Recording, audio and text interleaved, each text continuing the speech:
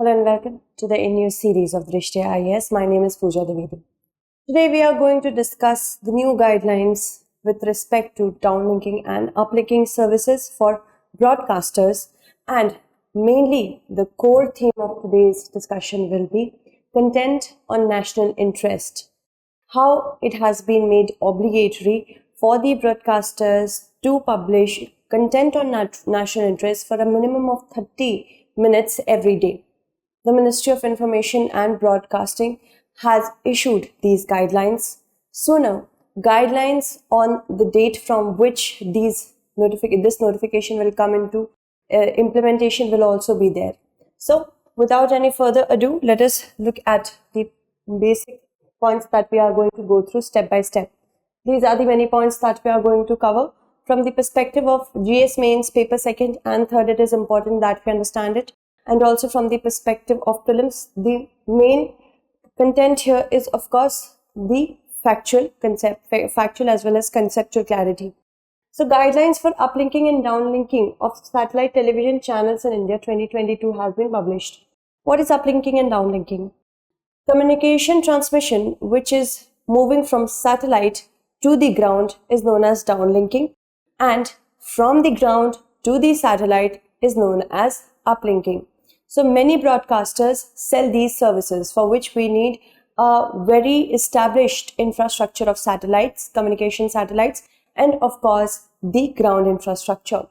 Satellite TV channels in India are required to broadcast at least 30 minutes of content on a daily basis.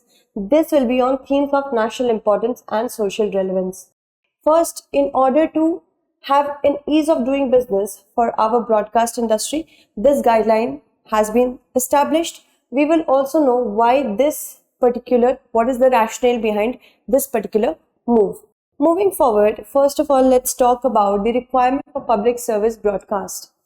Requirement for public service broadcast, it ensures that it is obligatory in nature for all TV channels, including the private ones, to undertake public service broadcasting for the minimum period of 30 minutes in a day. This could be on range of themes of national importance and of social relevance. The channels will conceptualize and create such content, and as I said, the date will be notified soon. Moving ahead, what's the rationale behind? The government says as the airwaves and frequencies are public property, they should be utilized for the benefit of the public and the country. But anonymously, broadcasters have said that they have paid hefty fees for the usage of these airways. So it actually much more belongs to them and not to the service public at large. Any binding guidelines that adversely impact their commercial interests may not therefore be fair accordingly. Now, if we talk about the themes on which content could be created, there are 8 themes of national importance and social relevance: education and spread of literacy, agriculture and rural development, health and family welfare, science and technology, welfare of women, welfare of weaker section of the society, protection of environment and of cultural heritage, and national integration. Alright, moving ahead. Now, if we talk about the steps for compliance, once these guidelines come into perspective and into implementation, the ministry will monitor the channels for broadcast of the content. If there is no compliance, then an explanation for such non-compliance would be asked, and then if it continues, then more steps can be taken based on specific advisory, and these steps could vary from case to case basis. All right, moving ahead, if we talk about the exemptions, see, there are certain channels which are specifically exempted under these guidelines. For example, live sports channel, wildlife channels and foreign channels, they are not required to do so. Also, if we talk about the other important services, how we will benefit from these guidelines also talk about uplinking and downlinking, hiring and purchasing of broadcast equipment for, of course, if India could become a hub for such equipments, then this guidelines also talk about it. Changes in name and logo, etc. Channels which are uplinking in frequency bands other than the C band must encrypt their signal. My question today is, it's a prelims based question, what is the C band? satellite system.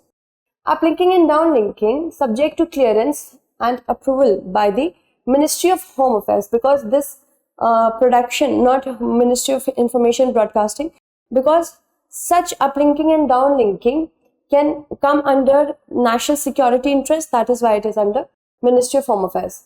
These guidelines also allow news agencies to get permission for 5 years instead of current 1 year.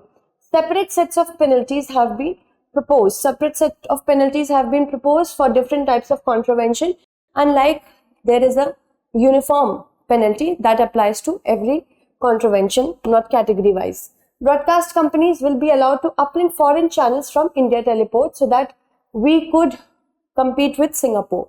Singapore is considered the hub of teleport uplinking, in which the ground structure of satellites, broadcasters, these are supposed broadcasters and satellites, have been made. So if we sell the services of uplinking, then these communication transmission can be very beneficial for India, because this can be purchased by foreign channels for downlinking of these communication in their own country.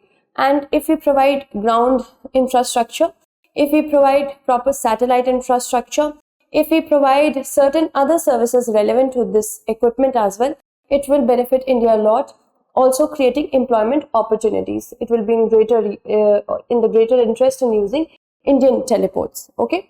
Now, if we talk about the question, it's the same question that I asked. C-band satellite system is for what? Okay, so that's it. Thank you so much for watching.